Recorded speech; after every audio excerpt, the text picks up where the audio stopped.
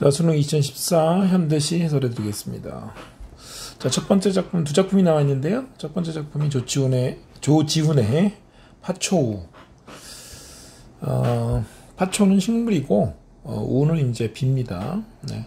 파초에 내리는 비, 뭐 이런 건가요? 네. 자, 그 다음에 이제 나가 곽재구의 사평역에서라고 해서, 곽재구 선생은 되게 수능에 몇 번 나왔던 그런 시인입니다. 비중이 있는 시인이죠. 자, 그러면 우선 첫 번째 문제부터 그럼 가겠습니다.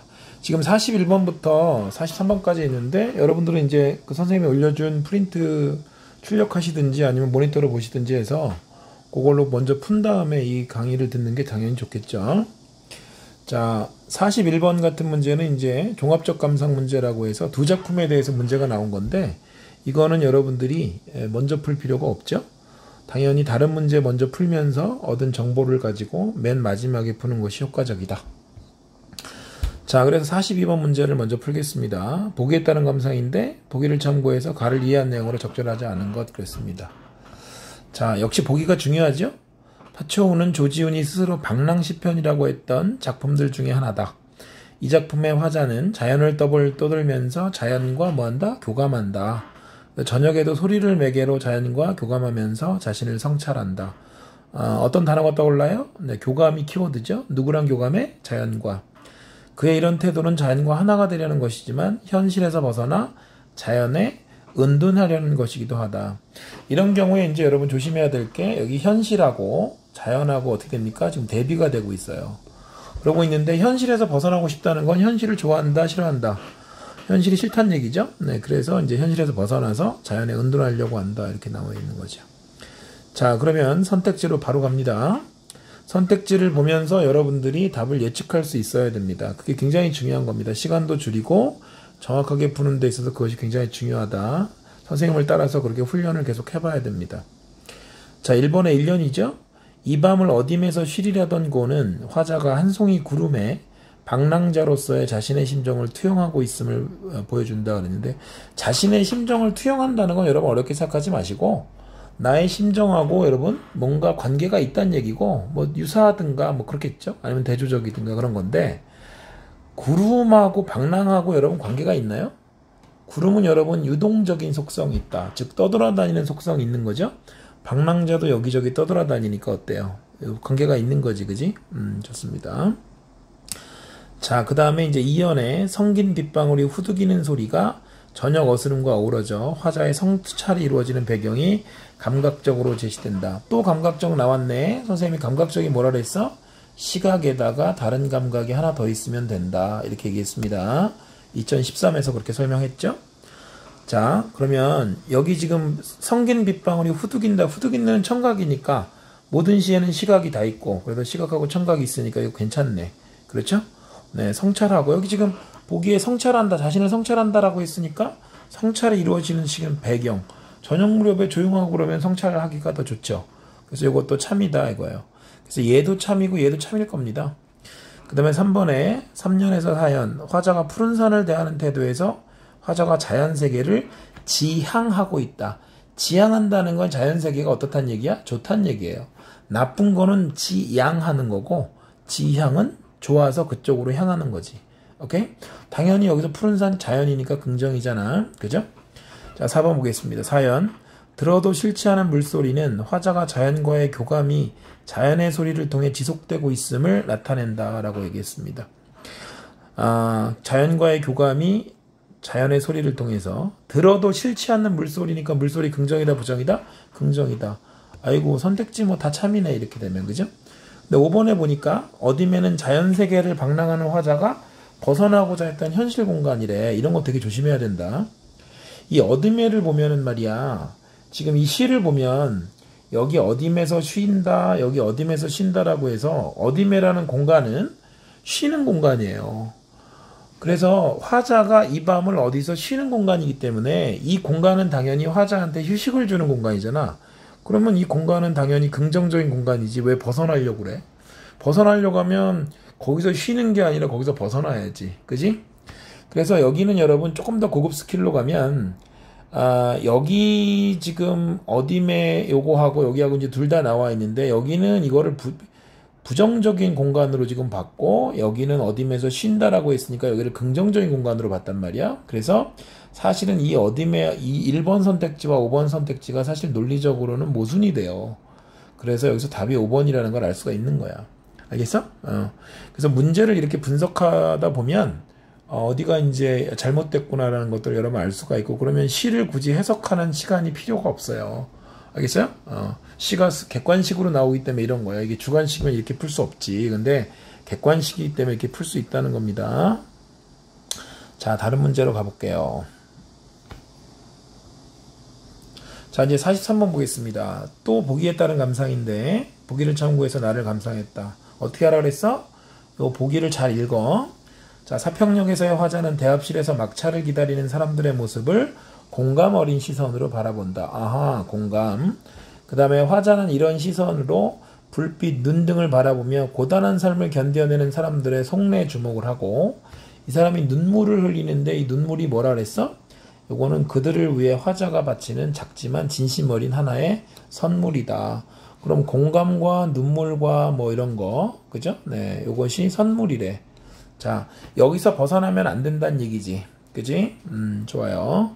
그럼 1번 보겠습니다. 한 줌의 톱밥이 불을 피우는 데 쓰여 추위를 견디게 해주는 것처럼 한 줌의 눈물이 어떻게 된다? 사람들이 자신의 힘든 상황을 견디는데 위로가 된다. 이렇게 돼 있어요. 그죠? 눈물이 뭐가 된다고? 위로가 된다. 그래서 이거는 뭐가 된다? 당연히 보기하고 부합하죠? 그래서 참이다. 그 다음에 2번에 비에서 화자가 사람들의 속내를 잘 이해하는 것을 보면 한 줌의 눈물은 할 말이 있는데도 침묵하는 사람들의 속내에 화자가 공감했다. 공감 키워드잖아요. 그죠? 이것도 참이네. 3번 비에서 화자는 눈꽃의 화음이 열악한 상황을 드러낸다고 보고 있으므로 한 줌의 눈물은 그러한 상황을 극복해내려는 화자의 의지다. 여러분 이런 거 조심하셔야 되죠? 여러분 눈꽃의 화음은 이미지가 어때? 일단 이거 자체가 긍정이야 부정이야? 당연히 긍정적이지 않니 이거? 이거 왜 부정적이야? 화음인데 그지? 근데 이게 뭐라고? 열악한 상황이래. 열악한 상황. 왜 열악해 이게? 그죠? 그리고 여러분 눈물은 공감이라고 그랬지. 여러분 의지 참 좋아하는데 모든 시가 의지를 담고 있지 않아요. 알겠어요? 네. 그래서 이거는 그냥 대상에 대해서 공감만 해주는 거지 내가 상황을 극복하려는 의지가 있다 이런 거 아니야. 의지는 윤동주나 이육사한테서 많지. 보통 그런 시를 제외한 시들이 다 의지를 품고 있는 것은 아니다. 알겠습니까? 그래서 얘가 답입니다. 자, 그 다음에 네 번째. 시에서 화자가 지난날을 호명하며 한 줌의 눈물을 흘리는 것을 보면 한 줌의 눈물은 고단한 현재를 견디어내게 해주는 힘이 과거의 추억처럼 소박한 데 있음을 암시한다. 이렇게 돼 있어요. 그죠? 네. 눈물이 아까 뭐라 그랬어? 공감, 뭐 위로 이런 거하고 관계가 있다고 그랬죠? 그래서 과거의 추억하고도 관계가 있대. 그렇지? 네. 좋습니다. 그래서 지난날을 호명한다는 게 호명은 원래 이름을 불러주는 건데 지난날을 호명한다는 건 과거를 떠올린다는 의미로 이렇게 쓴 거야. 그래서 이것도 참이야. 그 다음에 다섯 번째. A에서 C로 전개되면서 화자가 불빛 속에 한 줌의 눈물을 던지는 것을 보면 한 줌의 눈물은 삶의 고단함을 견뎌내는데 힘을 보태고자 한다. 그러니까 아까 위로한다는 거하고 좀 관계가 있는 거지. 그죠? 그거에 화자의 진심이 담긴 것이라고 할 수 있다. 그래서 이거 보기하고 다 맥락이 일치합니다. 그래서 틀리지 않아요. 그죠? 그래서 정답은 3번이다. 알았어? 이렇게 찾을 수 있다 이거죠. 자, 그러면 이제 자, 가보겠습니다. 자, 이제 41번 풀어야 되겠죠? 41번은 가나에 대한 설명이다 그랬어요. 종합적 감상입니다. 선택지를 일단 보세요. 이 선택지 중에서 하나가 있어. 알겠어? 1번 가는 나와 달리 비유를 통해 사물에 대한 새로운 인식을 드러낸다 이렇게 돼 있고 그 다음에 나는 가와 달리 시상이 전개되면서 역동적인 분위기가 정적인 분위기로 바뀐다 뭐 이렇게 돼 있습니다. 처음에 역동적이었다는 건 움직임이 컸다는 얘기인데 이게 정적인 분위기로 바뀌었대. 복잡한 건 여러분 사실은 답이 아닙니다. 네, 이런 답은 3번 가는 하강의 이미지를 나는 상승의 이미지를 활용해 가지고 화자의 현실적 관심을 나타낸다 그러는데 다른 걸 다 떠나서 눈이 계속 내리고 있는데 무슨 상승의 이미지야. 상승의 이미지는 밑에서 위로 올라가는 거잖아. 그렇죠? 네. 그래서 이거 아니란 말이야. 자, 4번. 가는 현재 마주하고 있는 대상에 대한 나는 과거의 순간들의 화자의 그리움. 선생님이 이거를 마지막에 풀으라고 한 이유가 다른 문제를 풀면서 우리가 정보를 얻게 된다는 거지. 그래서 그 정보를 활용해서 풀자는 건데 아까 과거 호명한다는 거 나왔었잖아. 그지? 그래서 나에서는 과거의 순간들에 대한 화자의 그리움이 있다 그러면 이거 참일 거야. 그러면은 가 부분을 확인하면 돼. 현재 마주하고 있는 대상에 대한 그랬는데 화자의 그리움이 있대요. 그럼 그리움이 가에서 찾으면 되잖아. 이거 맞는지. 그럼 여기 봐봐. 그리운 사람 이렇게 돼 있네. 그렇죠? 그리고 여기 보니까 마주 앉았다 그랬는데 여기 마주 앉은 게 있어. 창 열고 푸른 산과 마주 앉아라.